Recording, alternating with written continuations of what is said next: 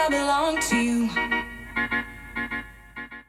Bonjour à toutes et à tous, je suis Paul de Formation Football et bienvenue dans cette nouvelle vidéo. Aujourd'hui, on va parler d'un métier qui fait rêver beaucoup de monde, celui d'agent sportif et plus précisément d'agent de joueurs dans le foot. Vous le savez, le marché des transferts dans le football est gigantesque. En 2024, il a généré plus de 6 milliards d'euros à travers le monde. Oui, vous avez bien entendu. Et derrière ces transferts, il y a souvent une figure clé qu'on ne voit pas toujours, l'agent sportif. Alors, pourquoi ce métier attire-t-il autant ? Quelles sont ses responsabilités ? Et surtout, comment peut-on devenir agent sportif ? Restez bien avec nous, on vous explique tout. Un agent sportif, c'est quoi au juste ? En gros, c'est le représentant des joueurs. Il négocie leurs contrats, gère leur carrière et veille à ce qu'ils se concentrent uniquement sur le terrain. Mais attention, ce n'est pas qu'un métier de paillettes et de glamour. C'est aussi un job qui demande de l'expertise juridique, de la patience et un excellent réseau. C'est une vraie mission de confiance car un agent est souvent considéré comme un conseiller, voire un membre de la famille pour certains joueurs. Concrètement, un agent sportif a plusieurs casquettes. Alors, premier rôle essentiel d'un agent, négocier les contrats. Imaginez, votre joueur est sur le point de signer avec un grand club. L'agent est là pour s'assurer que tout était parfait, un bon salaire, des primes motivantes et même des clauses bien pensées. Bref, il s'assure que le joueur est payé à sa juste valeur, tout en protégeant ses intérêts. Ensuite, les droits à l'image. Là, c'est une partie souvent sous-estimée mais super importante. Un agent doit trouver des opportunités pour son joueur. Pub, sponsor, collaboration avec des marques, mais surtout, il veille à ce que son image ne soit pas utilisée n'importe comment. En gros, il transforme la notoriété du joueur en un vrai levier financier. Et là, on entre dans le stratégique. L'agent, c'est un peu le GPS de carrière du joueur. Il analyse, est-ce qu'il vaut mieux rester dans ce club pour progresser ou partir dans une équipe plus ambitieuse ? Est-ce que ce transfert dans un nouveau pays est une bonne idée ? Il faut anticiper, calculer et surtout prendre les bonnes décisions pour l'avenir du joueur. Et puis, on oublie souvent cet aspect. L'agent, c'est aussi un soutien humain. Parfois, il aide à trouver un logement, à s'installer dans une nouvelle ville ou même à gérer le stress d'un gros transfert. Changer de pays, s'adapter à une nouvelle culture, c'est pas toujours évident et l'agent est là pour rendre la transition plus fluide. C'est un vrai rôle de confiance. En résumé, il est un pilier dans la vie du joueur, sur et en dehors du terrain. Mais attention, dans ce métier, il y a aussi des faux agents et les arnaques sont nombreuses. Ces personnes prétendent être des agents officiels pour soutirer de l'argent à des joueurs ou à leurs familles.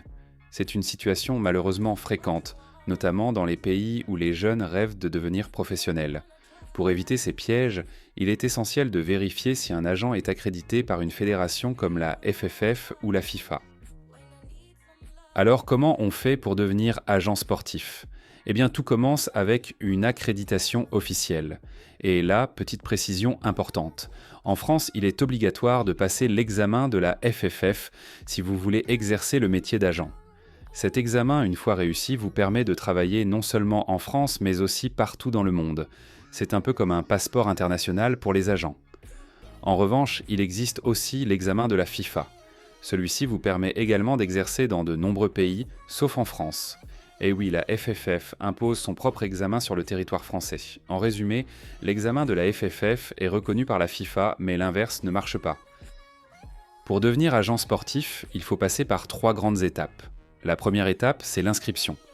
Selon votre projet professionnel, vous choisissez entre l'examen de la FFF, qui est obligatoire pour travailler en France et reconnu partout, ou celui de la FIFA, qui est une alternative si vous voulez vous concentrer sur d'autres marchés internationaux. Si vous passez l'examen de la FFF, il se déroule en 2 parties. La première, c'est l'épreuve générale où vous serez testé sur vos connaissances juridiques. Droit social, fiscal, contrat et assurance. Il y a des questions théoriques et des cas pratiques.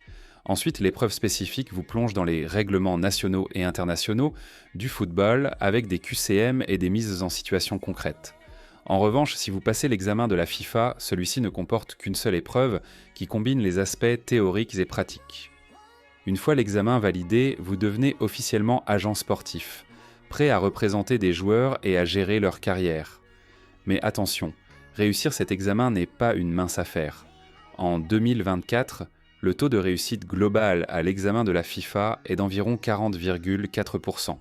Cependant, avec une préparation adaptée, vous pouvez considérablement augmenter vos chances de réussite. Par exemple, les candidats qui suivent les formations proposées par Formation Football affichent un taux de réussite impressionnant de 97%. Devenir agent sportif, ce n'est pas juste une question de passion pour le foot. Les études et la préparation jouent un rôle crucial pour réussir l'examen et exercer ce métier. Pour commencer, il faut un niveau bac minimum. Mais en réalité, beaucoup d'agents suivent des études spécifiques pour se démarquer. Par exemple, un bachelor en management du sport qui couvre des sujets comme la gestion d'équipe, le marketing sportif et la négociation. Un master en droit du sport, parfait pour maîtriser les aspects juridiques, contrats, transferts et autres réglementations. Ou encore des cours axés sur le commerce et la négociation pour affiner vos compétences en communication. Pour réussir l'examen d'agent sportif, beaucoup choisissent une formation spécialisée comme celle de Formation Football.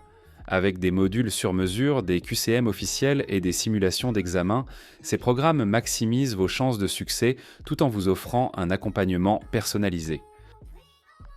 Ah, la grande question. Combien peut gagner un agent sportif ? Cela dépend de plusieurs facteurs.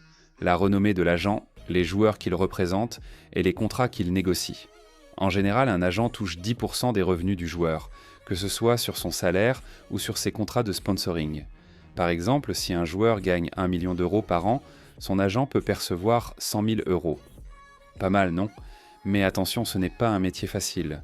Il faut parfois des années avant de représenter des joueurs de haut niveau.